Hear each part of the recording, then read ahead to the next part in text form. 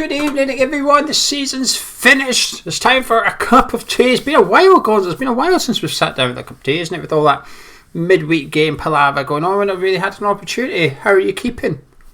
I'm all right. We ran out of tea, basically. Yeah, something like that. Actually, I don't have a cup of tea with me. I've got no tea. I've got a third of a glass of water. Well, you're just a fraud, aren't you? Turning up. I am. I'm indeed. Turning up to a cup of tea without a cup of tea. It's disgusting. It's just ridiculous. But how was your trip? You had a little holiday away. You're back from your holiday. You refreshed? Yeah, it was great. Actually, you know what? Cheers, mate. I didn't realise how much I needed a break, actually, just to get away. It's all funny, isn't it? You know, you haven't really done anything or been anywhere for months, which is going to be the same for everybody. Yeah, you know what? We just went down the seaside for 3 or 4 days, and it was nice. So anyone that gets the opportunity, do it. Get to the beach. Anyway, this episode of Cup of Tea is sponsored by the One Football app. The big pink and blue things on your screen at the minute. The link is in the description. It's completely free to download it. So get downloaded. Keep up to date with all the latest West Ham transfer rumours. There's lots of them. There's been about 40 names linked to West Ham already. We're not going to go through them all tonight, don't worry. But it's the best way to keep up to it. You personalise what you want and you get notifications through to your phone. As simple as that. Happy days. Free. Links in description. Get downloaded and stay up to date. I thought tonight, Gonzo, we can maybe take a little book. There's no book. A little look back at the season a little bit. Give our opinions of the overallness of it, and then got a little bit of season ticket renewal stuff and questions, because the questions tend to guide us through the transfer rumours a little bit. I have to confess, I had a little sneak peek at the questions earlier just to see what we had, and there's a lot of transfer rumour stuff. So we'll just let the contributors decide what we talk about. So, season review. Is there anywhere you'd like to start, or just a general rant? No. I mean, I hadn't. You can't review it as anything other than a failure. It's just where you want to point the finger at that failure. And as with most things, I'm pretty sure it won't be black and white. There'll be a lot of people culpable. But it started off with so much promise, because I think everybody thought that we had a good team in the making. And I think with the addition of the fornicator, who everybody had watched in the under-21s for Spain, who'd played pretty well, possibly their second best player, Spain's second best player, quite possibly.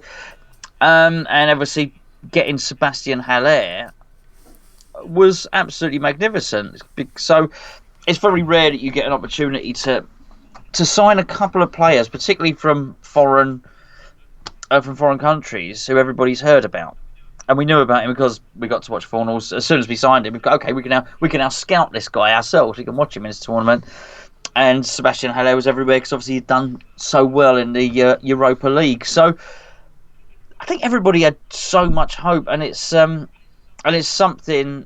that I've discussed a few times. It was really a problem position for us in terms of the centre forward, that we've been sort of yearning for a centre forward for years and years to fill this centre forward position. I think we all thought, well, we've got this guy now, it's sorted, we'll do well. And whilst not too many people thought we'd get Champions League or anything like that, I think everybody thought we're going to be a comfortable. The conversation was actually, will we be a comfortable top 10 team? Yes, so as we can go for the cups, we can try and win a cup. Little did we know what was about to unfold. Yeah, I have to go along with that. I thought we'd be a comfortable top 10. There were a few people that did think, we'd struggle or whatever, but I certainly was in the camp of comfortableness. I thought we were comfortable the prior season, finishing 10th. I thought we'd have a very similar one. I thought we could go for a cup. I was excited to see Sebastian Haller. I still maintain he's possibly one of the best strikers in European football. But when we signed him, he was certainly one of the best strikers in European football at the time. I was really excited, and I remember doing a video with you at the end of last year. So it was autumn 2019, and it was about breaking into the top 6, and I still stand by that. I still stand by that. That's where we should have been, not necessarily because of the squad or the manager, but because this is why we moved to get into European football, and the season's now finished. I can say I was right. Leicester finished in the top 6, so there was an opportunity there for someone to get in the top 6, and I think it has to be deemed a failure because we weren't that team.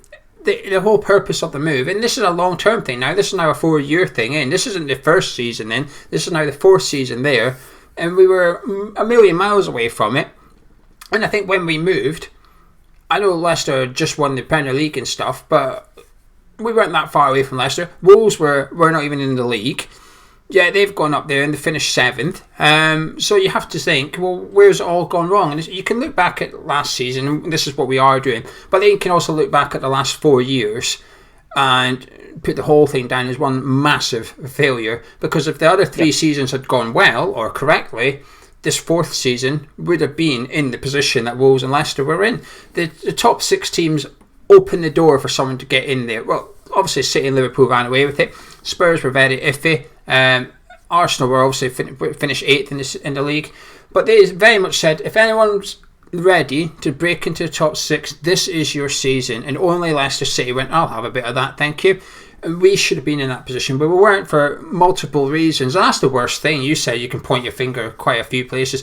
Actually, I think that's what's bad about it. It would be a lot easier if you could point at one person and say it's his fault. I mean, to be honest with you, maybe there is one guy that's in charge of all the other people that we can look at. No. But to an extent, they are to blame for some of it, but not all of it. I do think a lot of it comes down to the managers in charge, the players in charge, and the people in charge of the managers and stuff. It's just, I cannot celebrate. Listen, I'm relieved to stay in the Premier League, Gonzo, but I cannot celebrate staying in the Premier League. I cannot celebrate us finishing 16th in the table. It's not an achievement. It's not a good season.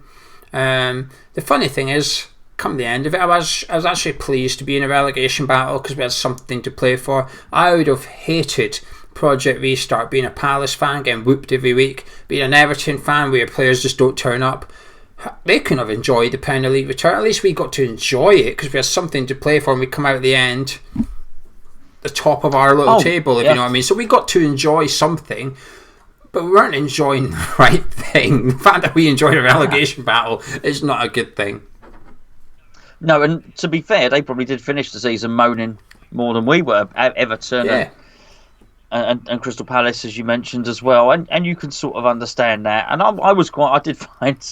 I did find it quite exciting, as you know. I was looking forward to a lot of the games, and I really quite enjoyed it because I do like my sport nice and competitive, but not in that way. You're right. We shouldn't have been competing at that end of the table. We should have been going into the final game, trying to maybe get some European football, or contesting the FA Cup or something like that. That's really how it should have been. And there's just so many letdowns. There seem to be just eternal letdowns at West Ham, and it's easy to be flippant about it, or just to say, well, that's just what being a West Ham fan's like. It's full of misery. Yes, but not to this extent. It shouldn't have been like this. We were quite happy being miserable in our old house, thank you very much. We didn't have to get our asses dragged halfway across East London to be miserable somewhere else that we don't know. And I think if you asked Sullivan, you said about it being a failure, which it is, obviously, but if you asked him, he would pick whatever he could from the 10-point plan to try and justify it. So he would probably turn around and say, well, hold on a second, I think it was a success because I got 50,000, 60,000 West Ham fans to watch West Ham play. He'd probably say that. He probably would ignore the other 9-point parts of the 10-point plan and say just for that alone, it was worth it. But it's been absolutely terrible. And you often get the impression that everything's done as a reaction. There's not a lot of forward planning, and we can all be like that with lots of things. We can all be like that. I'm like it with, fortunately, I'm like it with cables and electrical equipment. So it's not very costly. I think, oh, hold on, I quite like that, and then I think, oh, actually, I'm not going to get that. I'm going to get that. I'm going to, and I think Sullivan's very much like that. He seems to go in a direction. Oh no, I don't want that. Actually, I'll have a bit of Pellegrini. He's good. I'll bit of that. But passing around director of football. Yes, I'll have some director of football. Yep, video analytics centre. Actually, no, I'm not so sure about that. Okay, I think I want me Steve Bruce, Alex McLeish type manager again. Actually, I want to be in charge of the transfers. I want to do the wheeling and dealing. Forget the director of football. Do I want a striker? Do I want a midfielder? I don't know. And it's this scattergun approach when you're not buying SD cards for cameras or electrical cables. You're spending £45 million, and if you get it wrong, it ain't £3. And often the boast is, well, hold on, they've spent money. It was the manager's fault, and I do believe that it was the wrong thing to do to get Pellegrini. I think he was in retirement in China. I think the moment you decide to go out to pasture, which is what was happening there, and accept a final payday, you're.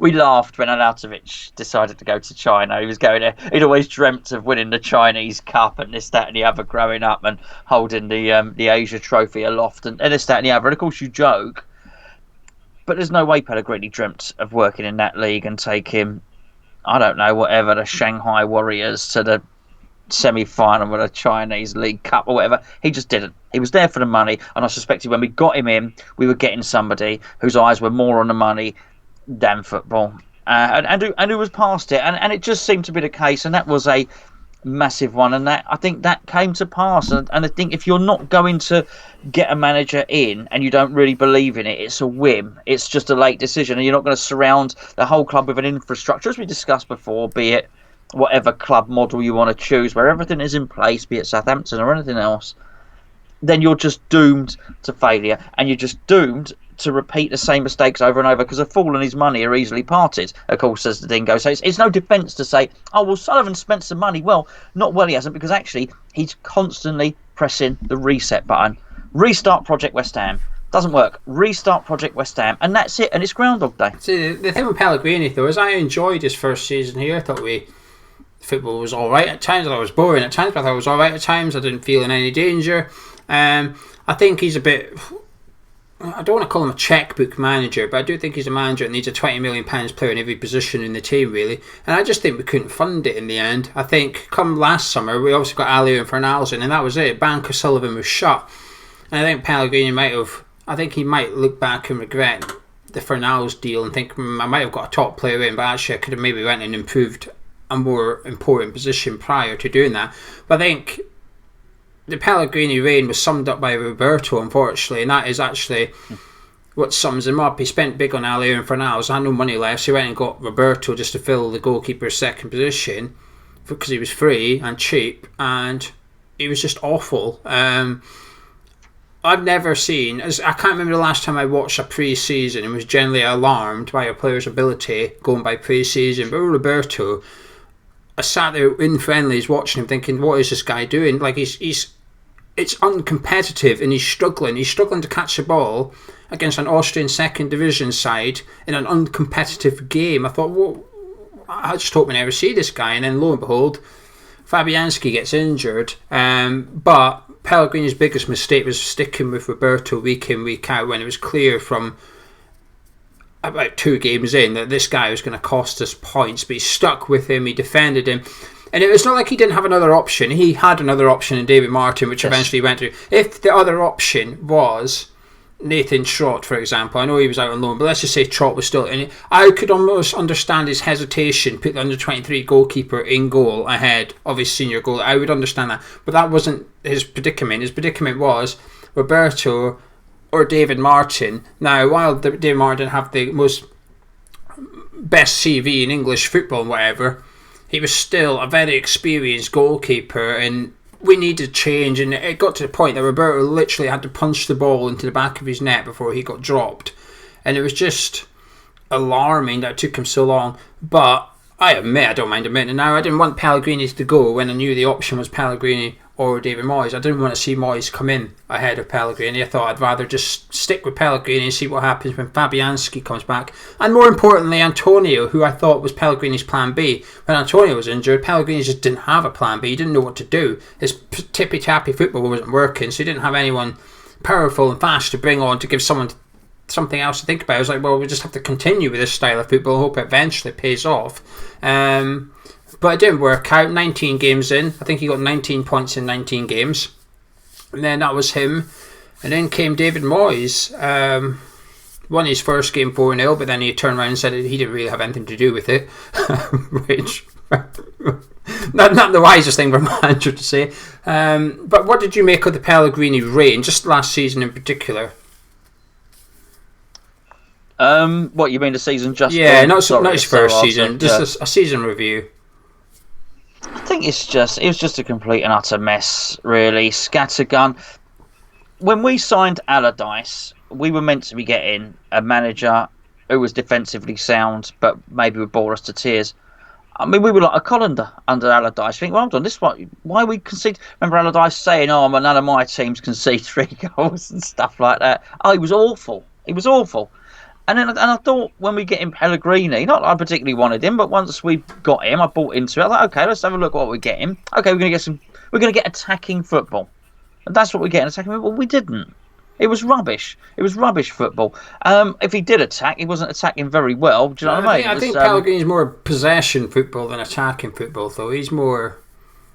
No player we bought under him, and I say bought as in spent money on, is not good technically with the ball at his feet, kind of thing. If anything, that was his downfall. He was too insistent on players of that ilk when he didn't. He needed to play that kind of football. You need 11 players that can play that kind of football. There's a reason City went out and got one of the best keepers in the world that can play football with his feet. Pellegrini was trying to do that with Creswell at left back and Fredericks at right back, and it doesn't really work. You need 11 players that are able to do it. Well, I was alarmed under Pellegrini at how little the players moved. I don't mean ran around in terms of chasing the ball back and grinding it out and so on and so forth. I mean moved after they'd passed the ball. There was a lot of pass and stand still under him. So I wasn't sure what the philosophy was come the end of it. And we weren't creating chances. And I remember looking at it and saying in one of the things, well, hold on, this is what... We got rid of David Moyes because we weren't having any shots. What's going on here? We're just not attacking. We're not threatening the opposition. I just think he'd passed his sell-by date. And I think Tottenham might come again, they might not. But I think when you look at someone as good as Jose Mourinho, who at his peak was 10 times better than Pellegrini at Pellegrini's peak, right? If you can look at someone like Jose Mourinho and think, it's a game passing you by. Are you a bit outdated now? If you can do that with Mourinho, which I have done on a few occasions, then you could certainly look at Pellegrini and think, and unfortunately, the very quality that gets managers into that top position, which is an absolute assurance of their own mind, a single-mindedness, a tunnel vision and a focus. I will do things my way. This is how we're doing it. The very quality that allows them to walk into a dressing room at their peak and bring everybody with them and say to every player in that dressing room, this is how we're doing it. We're playing like this, we're playing like this, we're playing like this. Come with me, we will have success. The vision, that very quality becomes their undoing. The very same quality in the end, because the game moves on, things change, players' positions change. Now wingers now cut inside more than go down, and you play them on their weaker foot on either side, and so on and so forth. The fullback's job has changed, and that very quality, that stubbornness, that refusal to change, that belief in your own philosophy is often the thing that's made you successful. Is often your undoing, and I think that's what happened with Pellegrini. I think you will get some, like Roy Hodgson, for instance, who has always had his philosophy, but when he went to Crystal Palace, and I know they've been on a bad run, by the way, Palace, but Wilf Zaha was not what Roy Hodgson wants at all. At all. He's not his type of player. You look through his whole career, he can't stand him, actually. But I think he got with Zaha and he thought, actually, I'm going to have to refine my system a little bit here to allow him to do more or less what he wants. And that will hopefully get us where we want. And it was a little bit of flexibility for a guy that, what was Hodgson, 72, 73, just a little bit, which allowed him to add a successful end to his career by and large. I think he was too stubborn in the end, but a lot of managers are. Yeah, I think I've always said to you, I think managers have a shelf life in football, and the world class are the ones that don't have a shelf life, or they have a really long one. I think we just got Pellegrini when his shelf life was finished, unfortunately. It'll be interesting to see how he gets on in Real Betis though when he starts that job properly.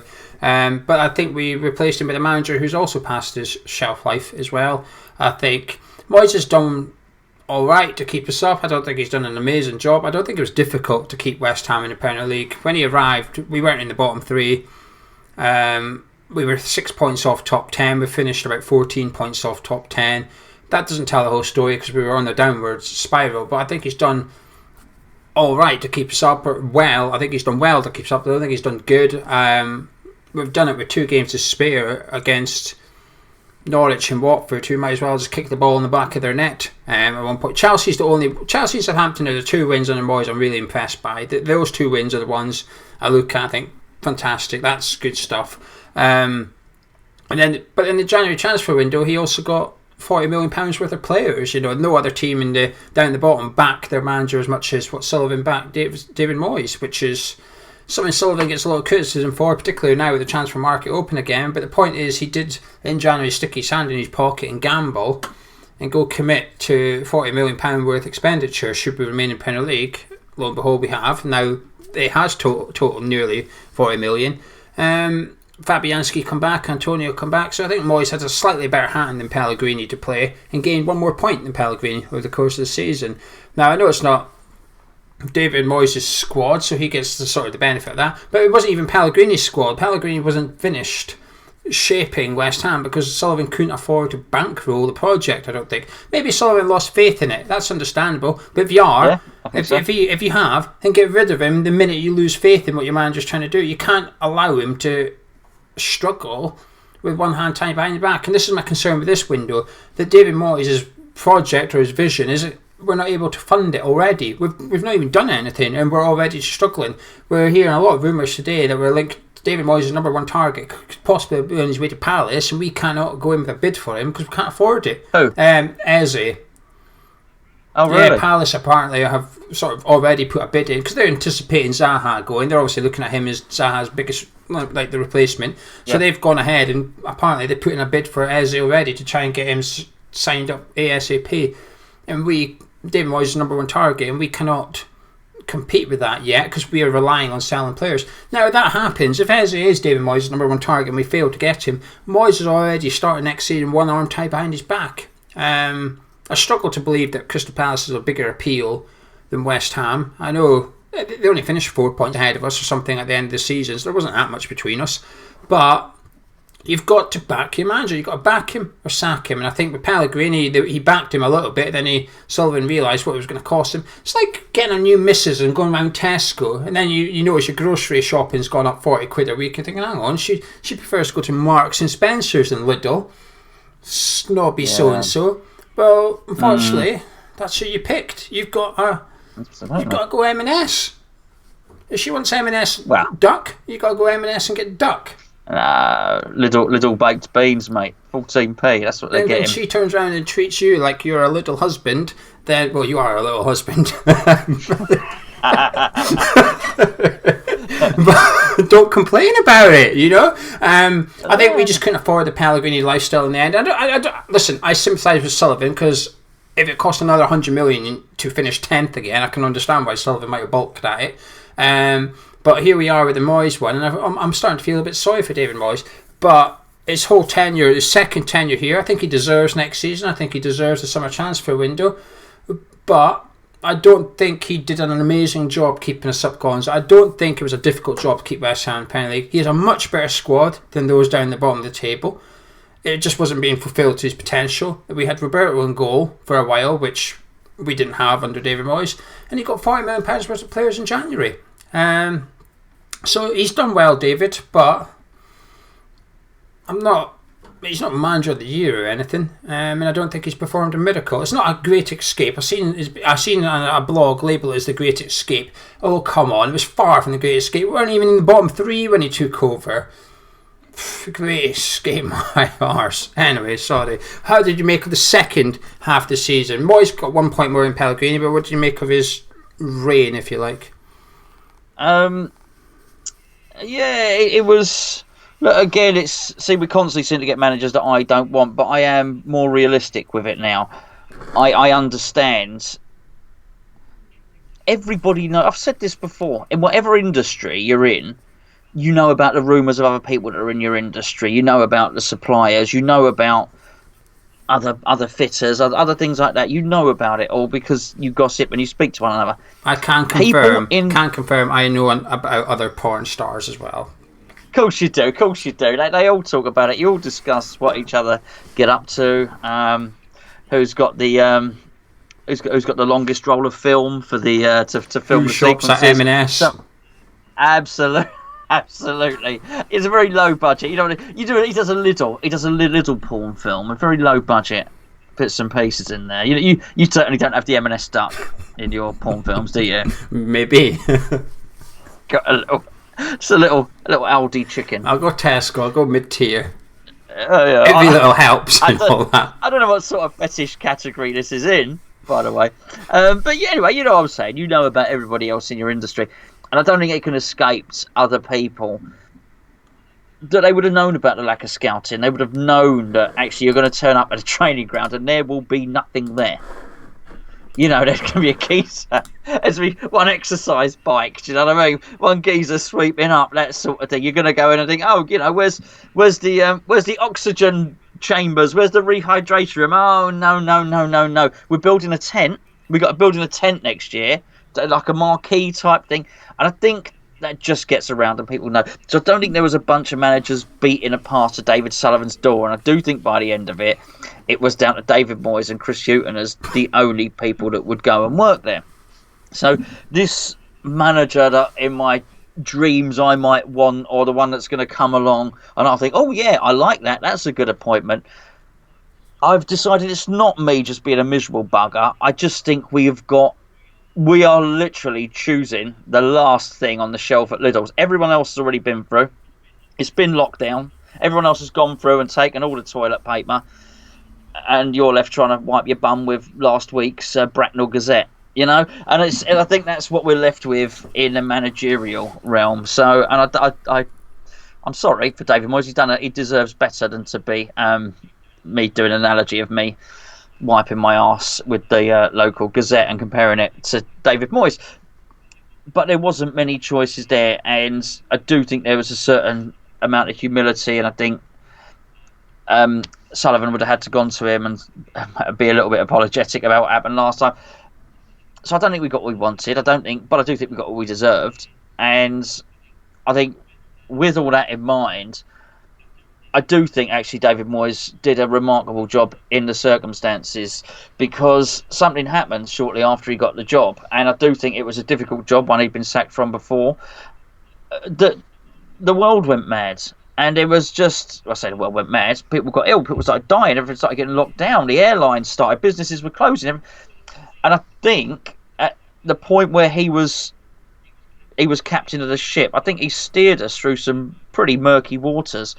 And the longer it went on, the better he looked. And then I was just looking at it thinking, well, hold on, I can clearly see you are a good man. The way you are conducting yourself, the way you're trying to organise the players for when we get back, and all of these things he was doing. I was just thinking, okay, just please don't just be this good guy who does the right thing but is crap at organising a football team. And I was just obviously delighted for West Ham, delighted for us as fans to avoid relegation. But I was delighted for him to do all the things right, to talk the talk and actually come out and deliver a team, you know, and deliver performances and deliver results that were attacking and did well. And I think, bearing in mind, there will be no other manager in our history that has to encounter what David Moyes had to encounter with a coronavirus and football lockdown. Hopefully every football season from now until evermore runs from the start to the finish and doesn't get broken up like that. But I actually think there were a few clubs who came out the blocks pretty well. And there were some, I think you mentioned a couple of them, Everton and Crystal Palace, who just didn't. And I think with that in mind, and it got us up to the stage where we wanted to be, when there was total uncertainty, at a point where there was total uncertainty in football and at West Ham, it gave us a bit of certainty. And you know this, I never felt at any point after that we were going down. So I was really pleased with the job he did. Yeah, I think he did well. I wouldn't say it was remarkable, but I think he's done well to keep us up. Thank you to Doug for putting £5 in the super chat. He says, "Keep up the good work, lads. Been a great season. Surely next season can't get any worse." With a winky emoji, just for a bit of context. That's either one M&S duck, Doug. That's a lot of baked beans, mate. It is, it's good. Anyway, right, we'll leave the season review there. Season 2 renewals has been the hot topic over the last 24 hours or something. It was funny, actually, you spoke earlier about how Sullivan, but let's call it last time, were reactionary. Well, literally something in the last 12 hours has happened, which proves your point there. What did you make of the initial thing? I know you haven't looked into it in too much detail, but you're aware of options 1 and 2, which was stump up the money, please. Well, it was quite funny actually, because when we do what we do, I almost have two. What are we going to talk about when we do a video? and that sort of dominates a lot of what we do in terms of West Ham, and you think, oh, that's okay, that's my opinion, I'm going to speak to that, or someone else got that opinion, now we're going to speak about that. This was weird because I knew you'd done a video on it. I was on my way back from the seaside, so I knew I wasn't going to do a video, so I was sort of just left with my own thoughts, as it were, and I felt thoroughly miserable. I felt thoroughly miserable when I heard that news, because I thought I was able just to think of myself, and it was about just me and my situation and my position, and I thought, actually, that's it, that's me done, really. As I say, I watched your video later, and obviously, you did a good job, and your points about the wider implications to everybody else. But I was one of those people that you were talking about, and I've thought, well, I can't afford this at all. Just can't afford it, because I was, before all this, working 5 days a week. Now I'm working 2 maximum, and that's a hard sell, to try and do that, and to try and get involved, and particularly to buy into something without any promise of what's going to happen. And you had your third option, which the club kindly went and did after they'd obviously watched your video. Which you spoke about in your video. It's not quite what I was hoping for. No, all right. You're not. There is a third option. No, but you clearly had thought about it a lot, and you had a clarity of thought about what should happen, what didn't happen, and so on. I was just feeling sorry for myself, right, at that particular point, and I didn't know. I didn't have that same clarity of thought, thinking, oh, they should have done this, they should have done this. I just knew it was wrong. I knew it wasn't there. And I don't know what I thought would happen, but I thought it would be some fairer system where I maybe pay a little bit, and maybe my £140, which is in the club bank, or whatever you want to call it, the club cash, counted for something. Maybe I could use that to leverage that against a sort of a half a pledge from me to go next season, even though I don't really know the certainty. I don't know what's going on. And particularly with terms of work as well, it's a really, really strange thing. And when it happened, Gio, I just thought, well, that's me. I don't think that's it. I had actually at a point last night, and I thought about it. I thought about going. I thought about everyone I go to the games with, and I thought about the boats, and as I say, I was very, very selfishly thinking of myself yesterday, and me day out, and me pals, and all the rest of it. And I thought, that's me done. That's me done. I'm going to lose my season ticket. And West Ham have lost me and my son in that sense, Yeah, I was just angry because I remember doing the video with you when it was a cup of tea, when we got told how the refunds are working. We got told we're getting the money back in, you can apply for cash and stuff. And in that, there was something that very much alluded to, I remember saying this to you in the video, that they're going to work with people when they come back. And I said to you, I hope they're going to look after the people that are shielding and can't come back, that they don't lose their seat kind of thing. So when it came out last night, I was just furious. It doesn't really bother me because I can renew tomorrow if I want. I'm okay. My work's unimpacted. Touch wood, it stays like that. I would go to football tomorrow because I've got no concerns about my own health and stuff, and I'm a naive person, and stuff like this doesn't faze me very much. I'll get on to something that I've sort of had a bit of a change of heart, actually, believe it or not, but I'll get on to that. So when it came out that you either pay all your money and get this, or you pay all your money and get that, I thought, hold on a minute. Furlough's lasting until October. There's people on furlough until October, and they're not going to find out until October. They've got a job. And you're saying stump up the 100%, please. But if they have a job, they can probably afford to go. And if they do no longer have a job, well, they can't afford to go. And I thought it was just discarding people's circumstances completely. And then when I worked in retail, when I was at my retail management, I used to say to my team, no two customers are the same, so don't treat everybody the same. I don't understand why you would treat every customer. I used to hate it when company policy would come out. This is how you speak to a customer. Oh, bugger that, it's all robotic and stuff. No, get rid of that. Make it personal. Every customer's different, so treat everyone different. And I just think West Ham should have been doing that as well. Everybody is different, and I am aware that's a lot more work for the club. I am aware. But I do think there's a large portion that will renew anyway. I'm talking like 50%, maybe we'll just go online and renew happily. That is a large amount of people. So the actual people that they do have to deal on a one-to-one basis with, A, won't be that much, and B, that's your job. That is what you're employed to do. When you work in customer services, your job is to deal with the customers. And I just feel like there's an old mythical question in football: are we fans or customers? Well, I think last night we got the answer, because if we're fans, you put us above money and you do what's right for you as an individual, as a fan. And if you're a customer, actually you put money above us because you're extracting the money out of us. That's your job. Your job is to get 100% cash out of Gonzo, out of me, out of you, the viewer. And I felt like they were just going down that road. Don't care what your situation is, we want your money. And I just felt a bit pissed off, to be honest with you. I'm getting worked up now.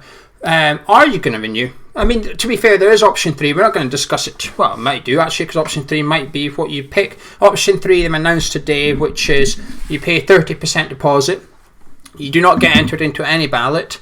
And then once the stadium capacity is at 70% or greater, you must then pay the pro rata balance of your season ticket, which, to be fair, I'd be surprised if it was more than 30%, so I think you'd already have paid it. How it works when it's 70%, I assume there's still a ballot going on. And if there is no games next season at 70% or greater, your deposit carries on to the following season, which is 21-22. I've got one little grievance with this. Why is it 30%? We've all got 25% of our money in our club cash, those who have left it there. So why are they squeezing an extra 5% out? That really irritated me. I thought, okay, now you've backed down, but why are you trying to squeeze that extra 50, 100 quid out of people? Just set it to 25%, which everybody has in their account. That's just easier for people. We no longer would have to go find money from somewhere. Now there's people looking for 50, 100 quid so they can put their deposit down. I just thought, you just can't do everything. Can't be normal, can you? I always say that to someone. If someone does something bad, and it's really pointless, I think, can you not just be normal, please? And I just look at that from the club. I think, why could you not just make it what is in the club cash account for everybody? So maybe you could go on and go 25%, please, take my club cash, sorted. No, we have to give them that little bit extra money. So sorry for my rant. Are you renewing then? Have you decided yet? Well, that final option, I might do that. As of last night, I wasn't. I had decided that I would have to let it go. Look, this is the thing. You talk about individuals. My situation is obviously unique to me because it's my situation. I've got to work around now because my wife got promoted. Now works because of all this. Now works in the hospital full time. Basically, her rotas. I have to work around her rota. Now she can request days off, but I have to give her lots of notice, and she's quite happy to do that. But basically, she needs more notice than we get for football. Yeah. So I would be, bearing in mind we've just sold our car because we're now using the van, and we sold a bit because the money's tight, you know what I mean? And we use that money to go away, some of that money to go away to the seaside. It's only other. If I'd have taken £500-600 or whatever the case may have been for mine and my son's ticket, my family would have rightly said, well, hold on a second, we've all been tightening our belts, selling stuff off. What you doing there? Clearly, I wasn't going to put it on finance because I think if you do it on finance, how is that going to work? You getting money back and stuff like that. And also, I thought, why am I going to pay £400-500 for something I'm not sure I'm even going to be able to attend? And there'll be a lot of people in that position, by the way. I don't think that's exclusive to me. But it would be quite likely that if I did this ballot, that because I wasn't able to notify her of the rota, she might well turn around and say, oh, right, well, that game's what, 5:30 on a Sunday? No, I'm at the hospital that day, you can't go to that one. It's quite feasible. I'd be paying £400-500 not able to go to any of the games. So I think what this does, this other option, it allows me to defer the decision because, as you say, that money's in the club cash or whatever. Oh, if I do have to give them another 40-50 quid, yeah, that I can get away with because it's not hundreds of pounds, and I can leave it until later on, then make the decision. But at the moment, particularly with the scheduling being as it is, which is they don't know, I'd love to be able to say, look, we're playing on the 18th of September at 2 o'clock, and then we're playing again. You can't, so it's impossible. Yeah, the only thing I don't. Well, I'll get on to that. The only thing I don't like about option 3 is there's a 30% deposit, but if you don't take it up next season, you lose 30%. Some people's tickets are £1,000. They're going to lose 350 quid. You know, if their circumstances change or they still don't feel safe to go back for whatever reason. It's a lot of money to risk, to be honest with you. I don't think it's the perfect solution. I still think they could have done more than option 3. It's good to see them come halfway, but they've only come halfway. I think they could have come a little bit further and really gone all out to make fans feel like they're wanted by the club. I feel like we've been done dirty, to be honest with you. But I actually think they've done option 1 and 2 and hope to get away with it, to be honest with you. I think the backlash from everybody makes them... I think they already had option 3 planned, but they thought, we'll just leave it out for now and see if these mugs all give us their money, and then we don't need option. Who's advising these people? They get everything so wrong so frequently, and then you get this massive backtrack from them.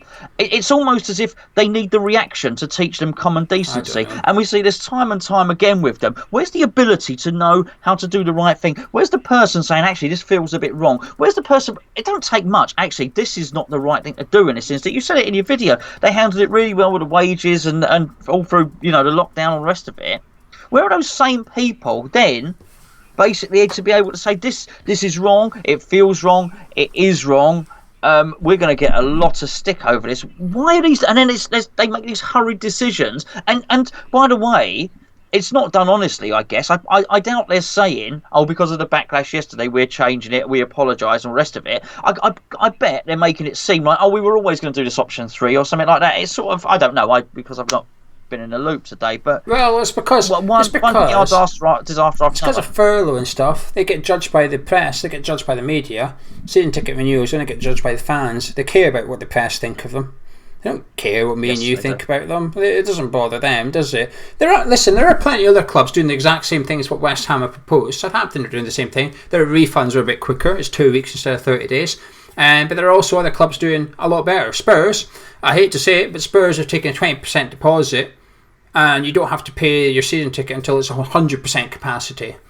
And you can enter any ballot you want as well. Between now and 100%, you can enter any ballot you want. You only get charged if you're successful. You don't have to apply for ballots. Apply for any game you want. And then when it's 100%, then you've got to pay up the rest. No 100%, carries on to next season. I think Spurs have got it right. However, they do have a government loan sitting in the bank, which has helped them. I appreciate West Ham's about cash flow, but essentially they're wanting an interest-free loan from the fan base, and the flipping owners won't even give their loans interest-free. You want an interest-free loan? Stump it up yourself. It's £23 million. It's a lot of money, but if you were to just be honest with the fans and let the fans renew, and the ones that don't want to renew don't renew, but you don't lose your seat, you might get 10 million of it. You might get more than that. Then the owners will just have to make up the shortfall, which will be 10 million at the most, I'd imagine, as a guess. I just think it's a bit taking the piss out of all of us, to be honest with you. As for renewing, I'm not sure, Gonzo, because I live in Scotland. If something happens, I don't know, there was talk not long ago closing our border to England and stuff. So A, I might not get down. B, there's no clarity. You might not get back.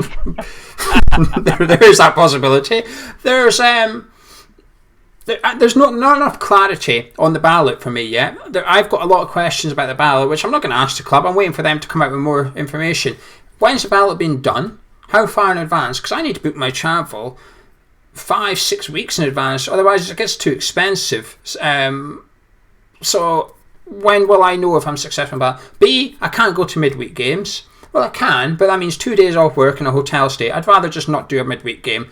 So can I opt out of ballots, or do I just take what I'm given? So if I'm giving West Brom at home on a Wednesday, and even, to be fair, even Man United at home on a Tuesday night in December, is that it? Just luck of the draw. Tough. If you can't attend, you can't attend. Tough. You've had your 2 games. You're getting charged for your 2 games. We're moving on. So how are they doing stuff like this? And also, thirdly, the things that's putting me off the most, and this has got nothing to do with the club. I do not blame the club for this at all. I'm not sure I like the idea of travelling down, queuing for about an hour and a half outside, because everybody's going to be a metre apart queuing up. Then there's a temperature check. Could you imagine I've come all that way and I'm 0.1 degree over the body temperature?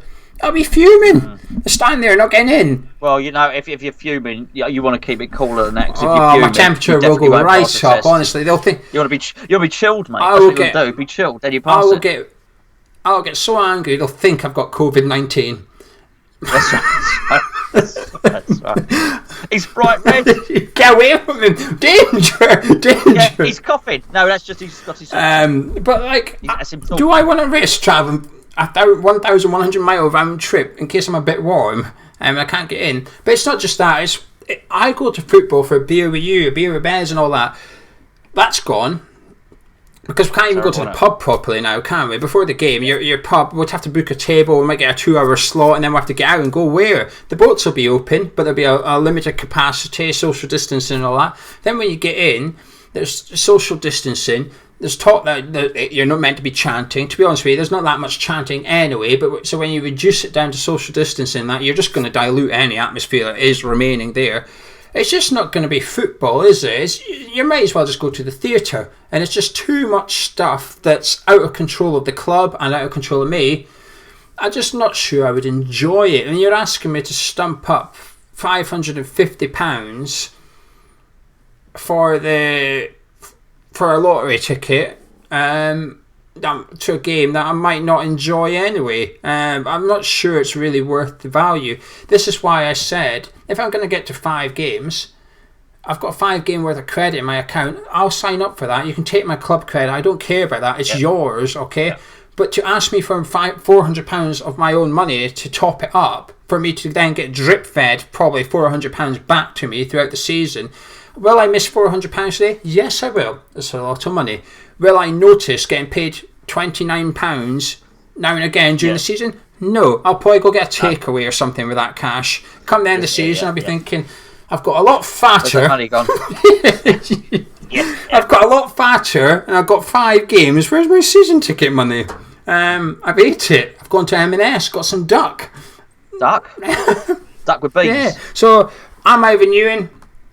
To be honest with you, Gonzo, at the minute, no. That 30% thing I might do, but it's just not the same. Football just won't be the same. I don't. It's actually what you said, and what I said is really depressing. I think what you said was more depressing than what I said. Just because you incorporated all that other stuff of masks with them, and shouting and not shouting and not being able to have a beer with your mates and a metre apart and just the whole experience just sounds horrendous.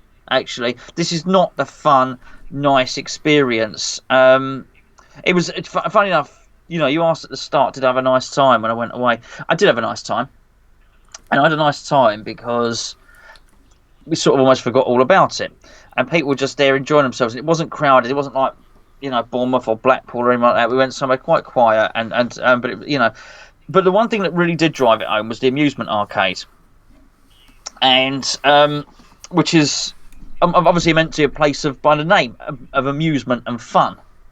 I think it was called the Fun Palace Amusement Arcade. Well, it wasn't a palace, it wasn't fun, it wasn't amusing. So what was it then? The 2p machine plugged in, that's it? A lot of the machines weren't plugged in, and it's for me, it's for the kids, but the kids sort of really look forward to it, and they save up their coppers throughout the year when we go away, and they like all the 2p machines and so on and so forth. It was to temperature check before you went in. Everyone had to wear a mask. Everyone, gloves, sanitizer, everywhere. Which I understand why it's there. That's not what I'm saying. What I'm saying is it completely sucked the fun out of it and had a one-way system. Well, that's not what kids do in an amusement arcade. They use all their 2p's up and then they say, give me a pound, and you put a pound in the machine, and then they run back to the machine and they're running back and forth. They don't do this in an orderly fashion, keeping them, Did you win a teddy, though? I didn't win a teddy. I didn't win a teddy at all. And I'll tell you what I did do. No wonder you got the hump then.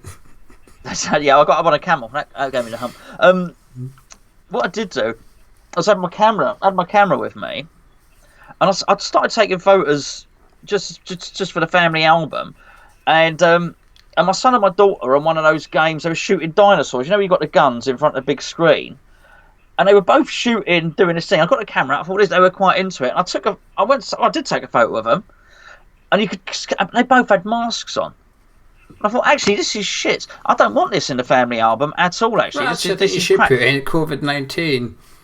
Yeah, but to make a nice COVID-19 album and all the rest of it. And actually, it wasn't like that. We went out for a little boat trip, and we went out. When they were making sandcastles, that was different because it was like normal.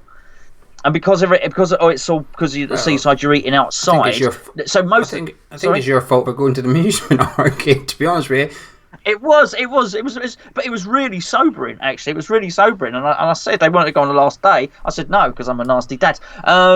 I said no. It was just terrible. I just wish you wouldn't. Do you know what I mean? So, but it was an interesting insight. I know it's got nothing to do with football, but it was an insight into something that's usually quite fun and jovial and all the rest of it. But it wasn't like a holiday, and football will be like you say. It won't be like football. No. It will have the fun sucked out of it. To be clear, I'm not blaming the club for this. It's not their fault. They're going to be following government policy, and I just don't know if I want to experience football with government. I'd like to go to 1 or 2 games just to see what it's like, and to be honest with you, I'd like to do a video on it. West Ham game during, like, the whatever you want to call it, but am I willing to pay 550 quid to go and do one video? No, not really. We get paid £20 or something by one football. It's not funding anything at all.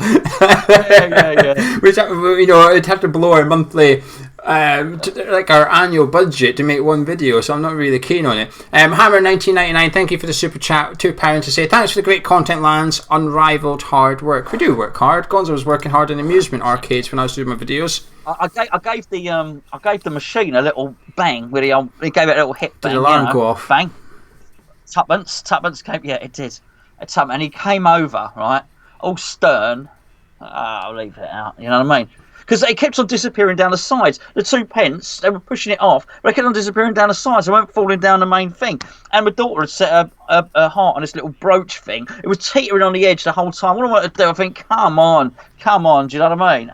So I thought, come on, little nudge there. Yeah, came and told me off. He was about 4. Needed to get Ben Shepherd in there to ask you a couple more questions, see if you could get the drop.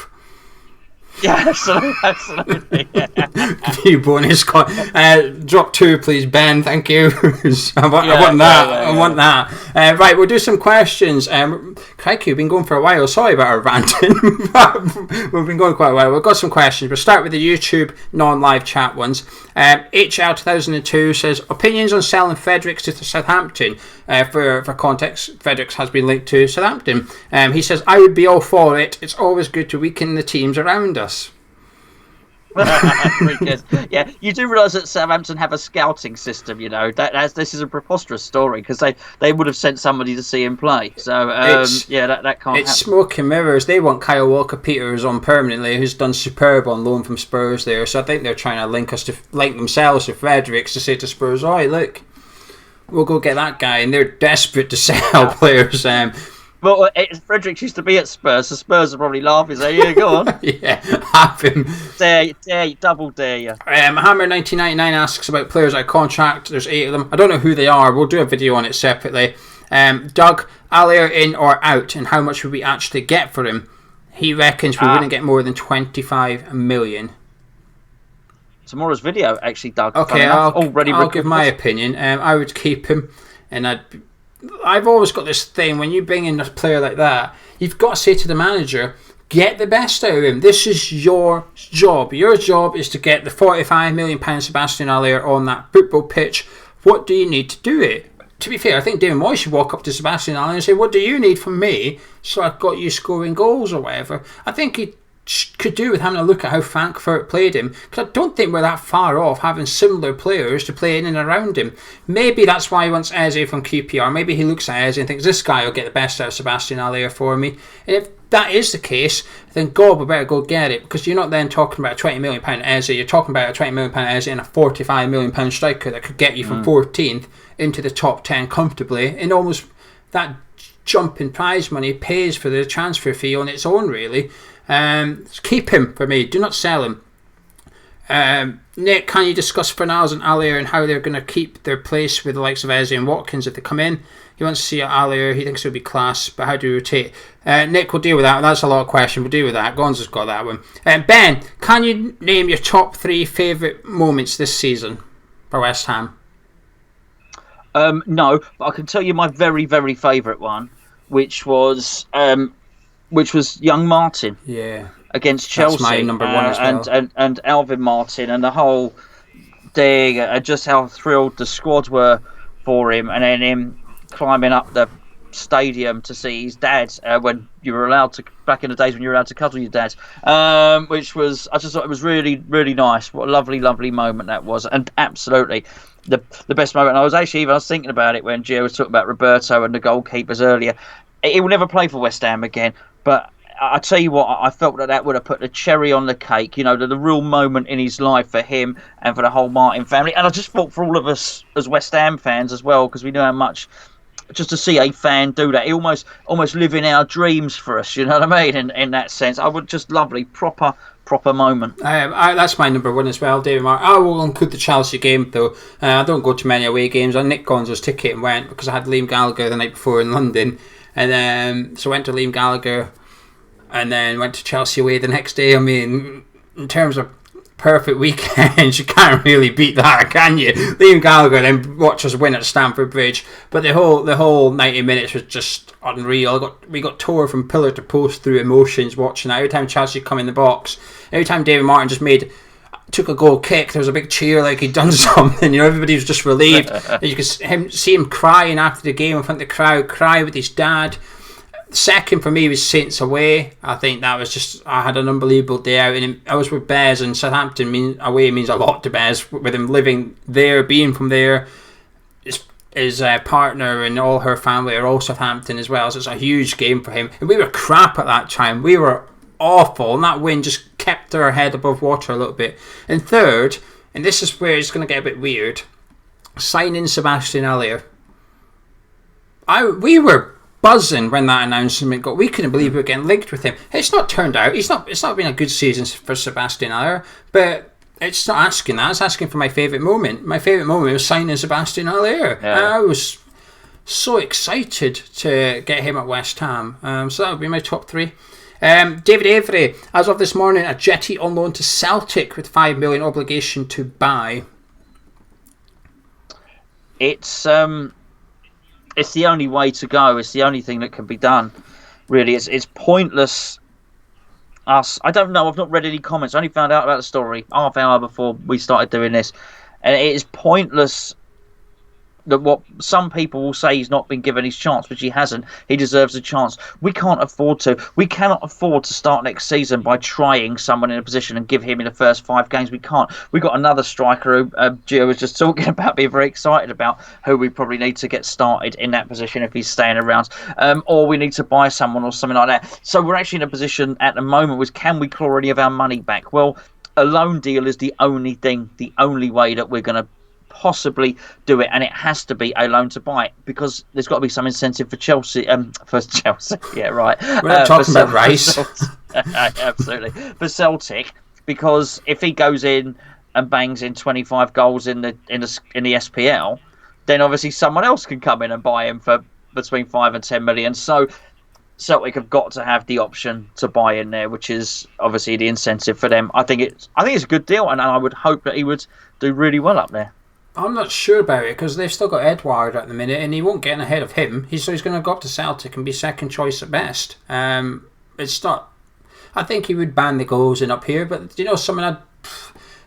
I think half the players in the Premier League that are considered flops would come up here and do well and stuff. You've got to do extremely well up here. But $5 million is too cheap for me. We're giving them away for a season. This is not a 33-year-old. This is a young, promising striker that was playing in the Champions League when we bought him. This is not a nobody. I struggle to believe that we cannot get $5 million for him today. We're paying $9 million for him. We're already giving away half price. I just find it baffling that we cannot get the $5 million now. Why have we got to loan him out before we can get a chance for it? David Moyes needs money today, not next summer. He needs it now. The Hugo deal was stupid because we lent him to QPR.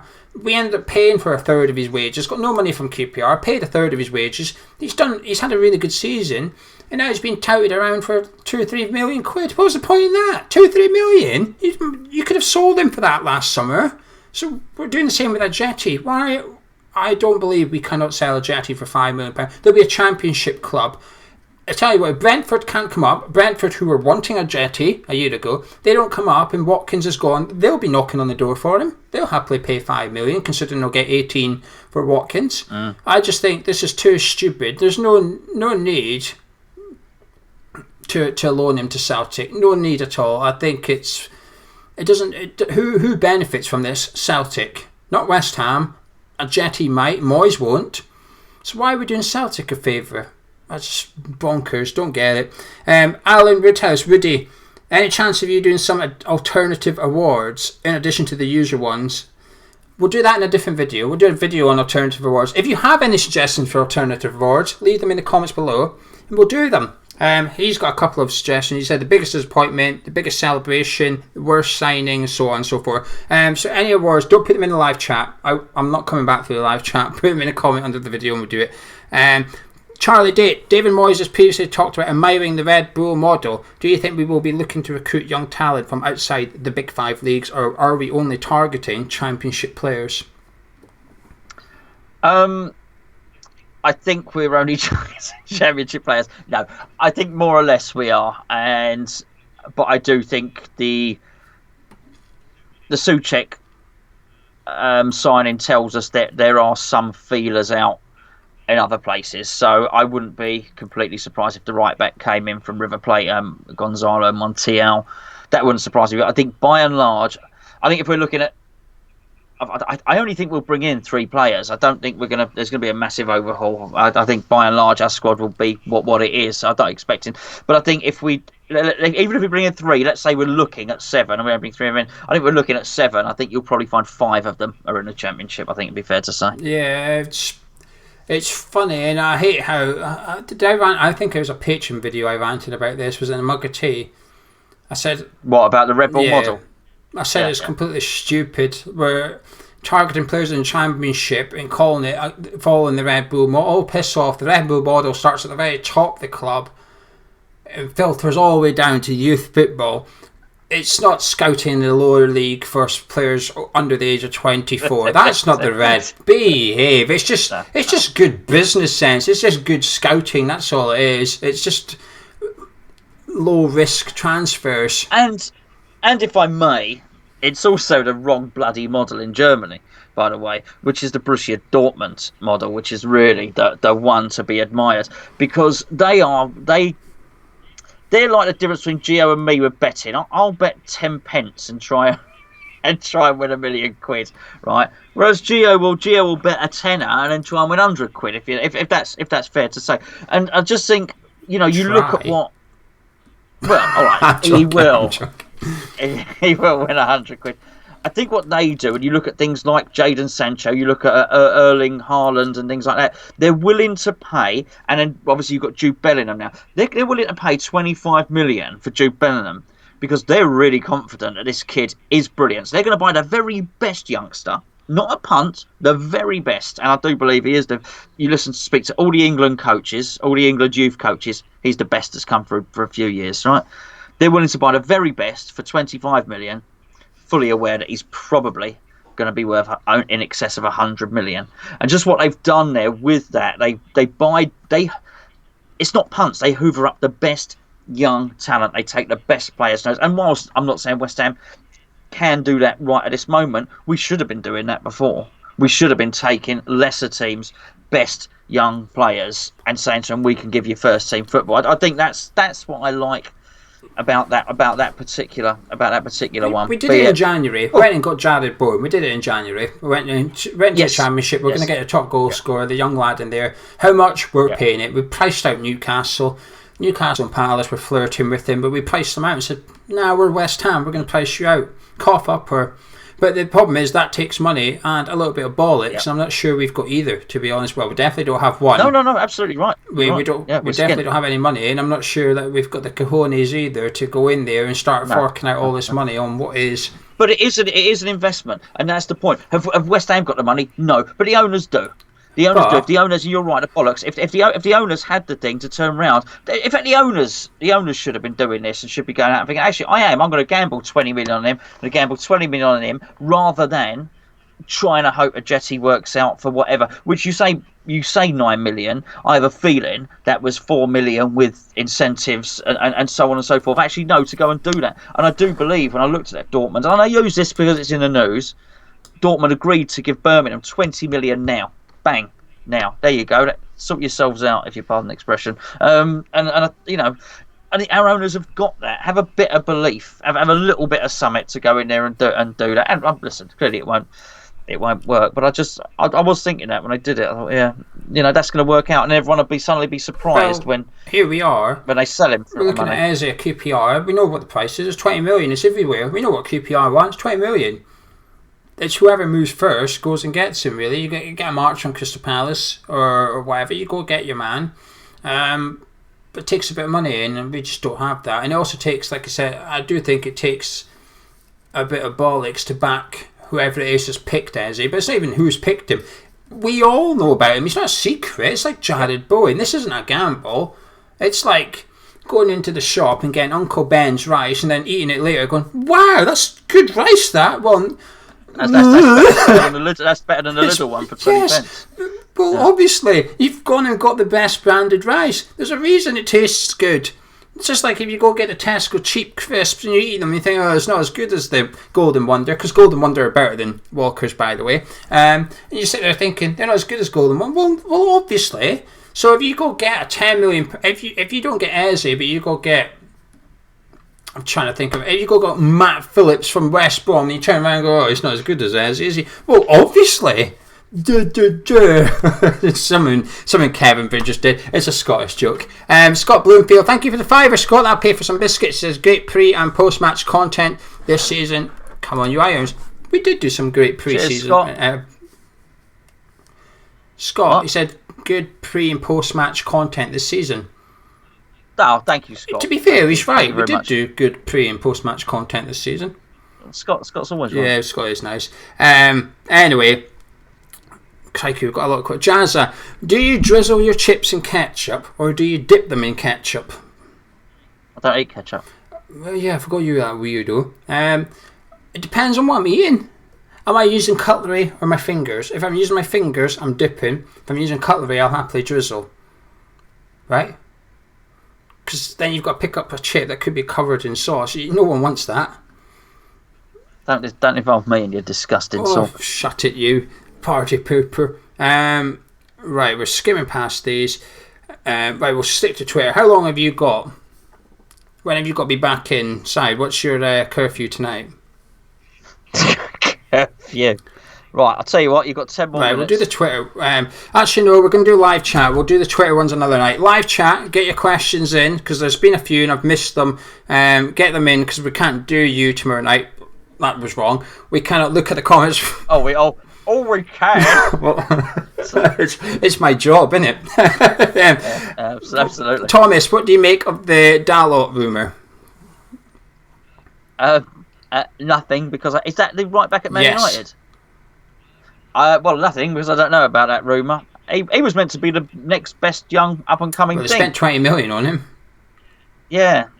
I think anybody would do a job. I think anybody's better. I can't... Actually, he looks quite good.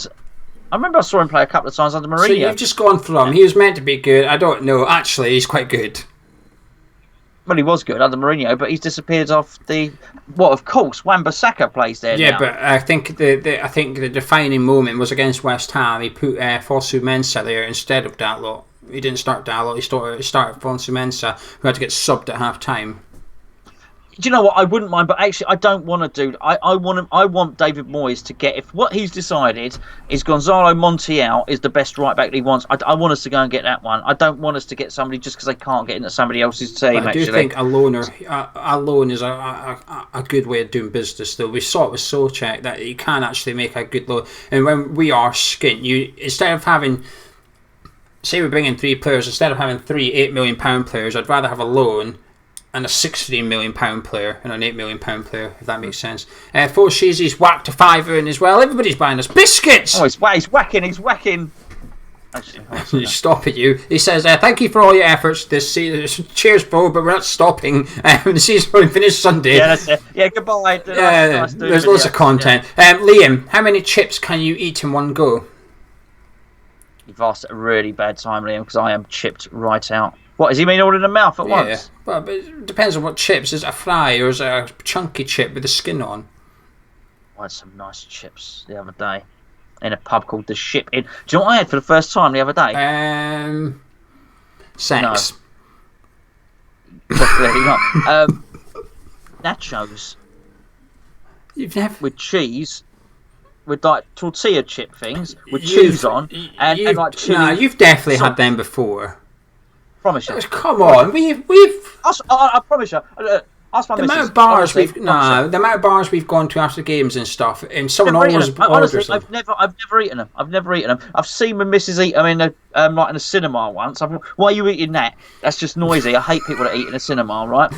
Why are you doing that? Eat before you come in, or at least one boiled sweet, which you suck quietly. But crunch. You know, people like this in a cinema.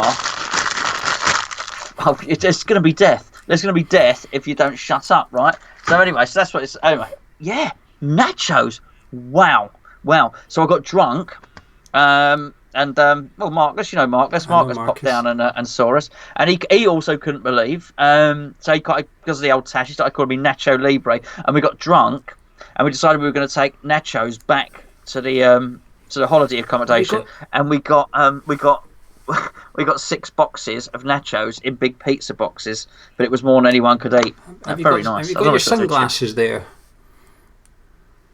I've got the old those big shades. I got the sexticles. Yeah. If that's what you mean. Now I can call you Nacho Nons. Oh yeah. Nacho Nons. Yeah, absolutely. The BBC want to sign you, and I said no. That's Nacho Nons. It's my nons, but not like that. Ray, Scotch egg or pork pie? Scotch egg. Oh, Scotch neither. Egg. One of the runny ones. Funny enough, you can get them in Marks and Spencer's. The yolk is runny. It's not hard. Oh, honestly, you get it from the deli, not from the main shelf.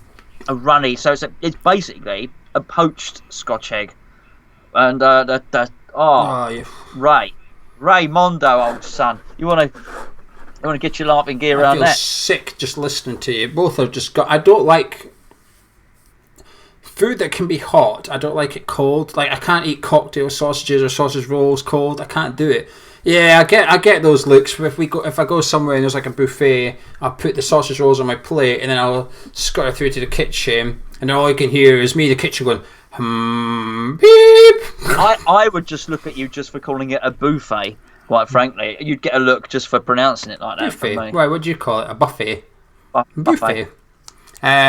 Jack J Hammer, are you concerned about not having money to improve the squad, and therefore we may miss out on our top targets? Yes.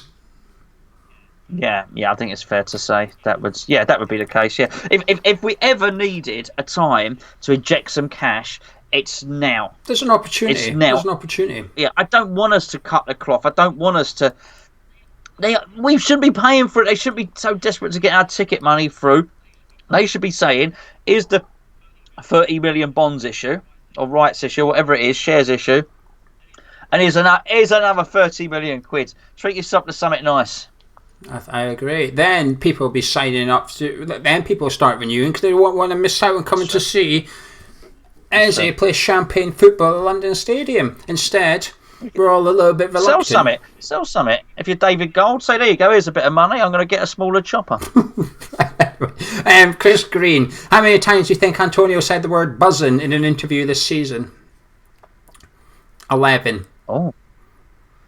I didn't hear the interview. Clearly, it's a key word for him. Must be. Either that or Chris has tricked us well. Good here, it's actually 0. I'll go with 4. Okay. I don't know if there's an answer to this, by the way. Is there an answer? I don't know. I think the answer is 11. I think we should just go with 11. Yeah, sounds right. Iron F1. Do you think Darren Moyes is underappreciated by the fans for saving us twice? No. Do you not think I underappreciate him? Do you think I underappreciate him? That's a yes. You can say yes. I don't mind.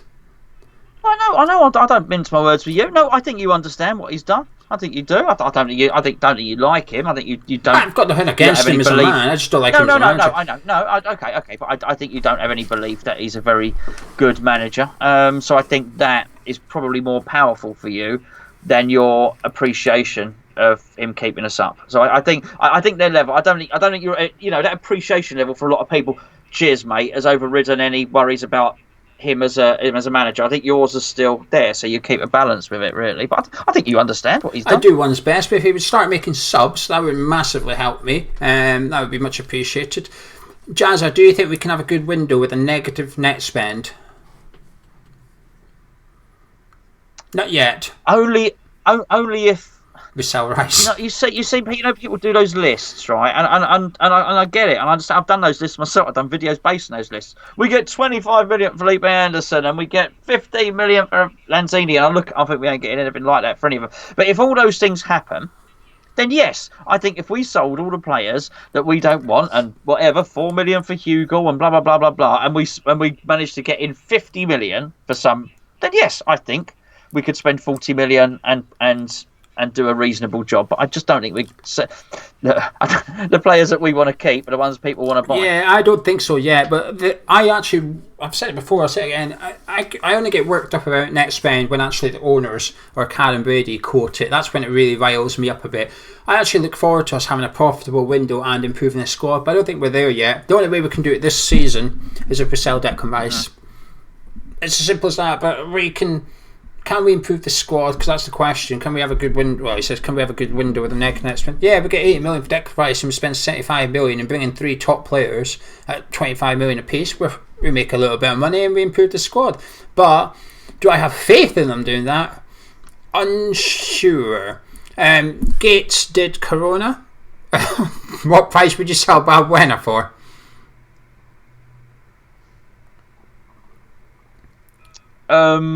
I think if you got 10 million for him, you'd have to be very, very happy with that. Yeah, I'd be a bit disappointed for less than 8. 8's the minimum I would accept. A couple more questions. We've got quite a lot of questions. Apologies, we're not going to get to them all. A tough one, this. Hammer 1999, but he gave us his £2, so I'm asking his question. Which Twitter account is better? Fake Carlton or West Ham Clips? Oh, that is tough because they're very good. Actually. I'm gonna give you a get out of jail card here because they're both funny. Yeah. Do I get out? You should have given me a shit one and a good one. Do you want the get out of jail card? Yeah, I'll please. pick the other one. All right. We'll dodge it a little bit. Was that West Ham Clips or West Ham Clips? Because one of them is fantastic. But to be fair, I actually really like them both as well for different reasons. It's difficult, really. Yeah. It's very creative. I'm not dismissing them. We're not picking. It's a bad question. No. Look, one of them could do videos for us, and the other one would be a right laugh to have a pint with. I'm pretty sure. You can beat your guesses. Hey, have you seen this? See that? Yeah. You see it? Oh, good. You shouldn't be able to. It's meant to be in Visi-glass. Oh no, we can see that. I'm afraid. Not very good. All right, I'd get a refund. No. Top West Brom, Top WBA says, "What's up with Dean Garner's situation? Couldn't give us back. I think you could sell to raise funds." Sorry, what's the problem with Diego? It's a West Brom account. He wants him back. Oh, hello, mate. Yeah, sorry, you can't have him. But best of luck and all that. You'll have to. You don't need a left back, do you? We've got a couple of left backs if you want one of them. Kieran Gibbs. Oh yeah, they have. Yeah, they ain't got a bad little team. That Pereira's good. If you give us Pereira, you can have. Hold on, bear with me. Ngakia. You can. Yeah. You can have Roberto. He might be leaving anyway, won't he? He might be off skis. Anyway, 1 or 2 more questions, then we're going to go. Gonzo's got to go. He's on a curfew. Drop a like and video if you enjoy this. Skype new around here, obviously. Thanks to those who've joined us. But Gonzo, right. Buster Cherry. Good name. Buster Cherry says, "Hi, Geo and Gonzo." Hello, Buster. Hello, Buster. We appreciate humour on this channel. We're all up for a good laugh. Do you think the TV money from streaming all of our games has made up for a lot of the revenue lost on ticket sales? No. Do you know what they're doing in Scotland? Scotland's season starts in next weekend, and what they're doing is you can pay to stream every game that's not on TV through the club. So the clubs now have permission to sell legal streams. How much would you pay for West Ham v whoever a good HD stream that's not on the telly. It's from the club. The club get your money, and the club give you the stream. How much would you pay per game? Okay, so what's Netflix is £7-8 a year? A month, yes. A month, yes. Yeah, I got a special one. Clearly. Mine's the little one. So what's that? 70, 80 quid, 90 quid a year. I would pay 100 quid a year for a West Ham season ticket to watch it, guaranteed every game streamed to my Ooh, it's a bit more than that. Scotland clubs. The cheapest so far is £12.50 per game, and the most expensive is £20 per game. That's too much money. Obviously, the lower leagues in England have the iFollow service, which is £10 per game. So minimum is going to be a tenner a game. That's a lot of money over 40 odd games. Yeah, but if you buy a DVD, it's £10. I know no one buys them anymore, but I think that's a fair comparison. You buy a DVD on film, it's £10. Yeah, the film's better than the film is definitely better than watching West Ham. Yeah, but they've got to make up for the loss in ticket revenue, which tickets are 30 to 50 quid. Well, no, I don't blame those clubs for doing that for the loss in ticket revenue. But I just mean as a streaming service going forward. No, look, if they make it too expensive, then everyone's just going to stream illegally. They've got to find that balance. Which we would never do here on Hammers Chat. Well, of course not. Absolutely not. Don't you dare do that. But it was. If you can offer the quality, if you can offer and you say HD, actually, if you can offer 4K quality, streamed without any buffering or something like that, and you feel like you're getting a service and you don't have to jump through a load of hoops, then they would get people. But the moment you make it unaffordable and you make it something like that that's going to be £300-400 a year, I'm sorry, I'm gonna use my Fire Stick and I'm gonna go use my favoured streaming app. I'd pay a tenner a game because you pay it per game. I think that makes a big difference. You don't pay it all up front at the start of the season, so I think that makes a huge difference being able to pay it per game when you can watch it. I would pay £10. The only problem is I don't think I could afford to have a season ticket and then stream the games I'm not at the game for, because then all of a sudden you're paying £5.50. I know you're getting drip fed your refunds, but then you're paying £10 per game as well. It's a bit pricey. Well, the West Ham streaming service is different to that, because what you do is you basically give them a load of money up front, and then they might stream something to your device, and if they don't stream it, they might give you a little something back if you're lucky. Favourite Netflix series you've watched during lockdown? Everyone's going to say Tiger King, haven't they? I started watching that Punisher. It's not very good. Is that the Marvel thing? Is that what? Marvel? Is that Marvel? It is Marvel. Yeah, not for me. It's terrible. It's terrible. Don't watch that. I did watch. I watched something with Charlize Theron in the other day. It was a good-looking lady, by the way. She was immortal, which is just how you want her, really. That was a film, though. I don't know. Go on. What about you? Ozark. The latest series of Ozark was very enjoyable. Well, Money Heist came out during lockdown, didn't it? So that's cheating for me, because I'm going to pick that. I've just finished watching The Last Kingdom, and I thoroughly enjoyed it, actually. Tom Bull kept telling me to watch it, and I kept dismissing him.